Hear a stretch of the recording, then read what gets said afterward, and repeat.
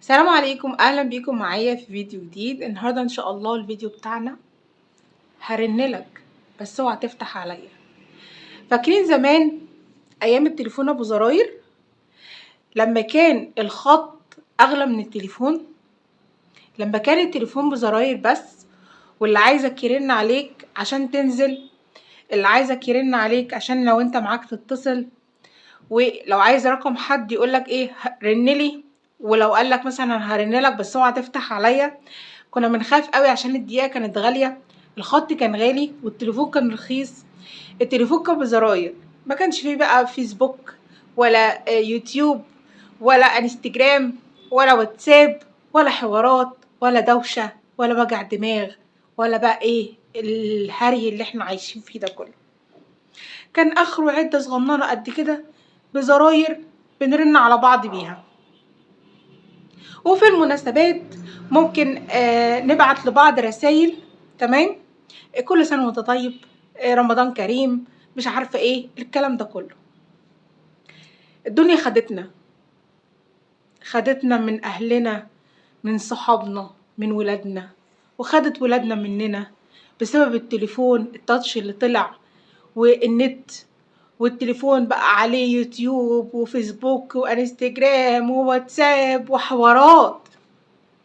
تدخلي في قعدة تلاقي كل الناس قاعدين بس مش قاعدين مع بعض، كل واحد فيهم ماسك التليفون وباصص فيه، اللي فاتح يوتيوب واللي فاتح فيسبوك واللي بتتشات مع اصحابها على الواتساب. حتى في عزومات رمضان الناس كانت بتتلم في عزومات رمضان ويقعدوا يتكلموا مع بعض قبل الفطار. اللي عازباكم قاعده في المطبخ مثلا بتحضر الاكل هي واولادها مثلا، والمعزومين قاعدين مستنيين بره مثلا في الصالون ولا في السفره وماسكين الموبايلات. بعد الفطار بدل ما يتجمعوا يتفرجوا على التلفزيون وياكلوا الحلويات، كلهم ماسكين الموبايلات وقاعدين يتشاتوا ويتكلموا مع اصحابهم على الفيسبوك مثلا او على الواتساب، ويشيروا ان هم كانوا معزومين عند فلانه وفرحانين ان هم كانوا معزومين وهم اصلا ما قعدوش معاها ولا كلموها اصلا. تيجي عشان تخشي بقى بعد تعب طول اليوم عشان تخشي تنامي بالليل، تقولي ما افتح اليوتيوب مثلا بتاع 10 دقايق اسلي نفسي شويه. تبص تلاقي ال10 دقايق دول جابوا نص ساعة، جابوا ساعة، جابوا ساعتين، جابوا 3 ساعات. الفجر جدا وانتي قاعدة بتتفرجي على دي وعلى دي وعلى دي وعلى دي، ودي جابت ودي عملت ودي اشترت ومشتريات رمضان وتجهيزات رمضان ومش عارفة مين راحت عملت ايه ومين جابت ايه.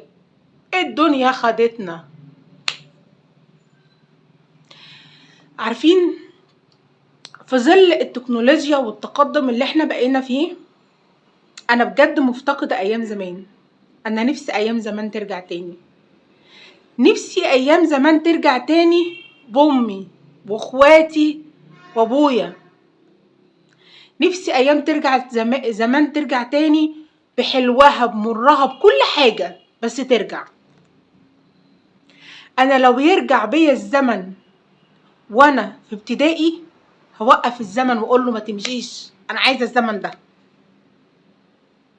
عايزة الزمن ده، عايزة امي، عايزة ابويا، عايزة لمتنا، عايزة اخواتي ولمة اخواتي، عايزة الأيام الحلوة، عايزة يوم الجمعة اللي كنا بنتلم فيه وبنتجمع فيه عند بيت أبويا. على فكرة أنا بابايا ميت وأنا صغيرة، واللي ربتني وكبرتني أمي الله يرحمها يا رب وجوزتني وكل حاجة. بس برضو لما كبرت حسيت إن أنا محتاجة أبويا قوي يكون في حياتي، الأب ظهر وسند.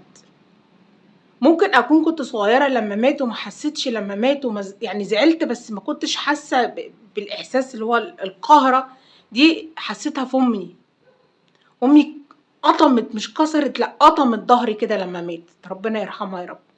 فلما كبرت انا حاسه ان انا فعلا وجود الاب في حياه البنت او الست مهم جدا جدا جدا جدا ان ابوكي موجود في حياتك. فانا بصراحه ربنا مفتقدة أيام زمان قوي. أنا نفسي أيام زمان ترجع يا جماعة.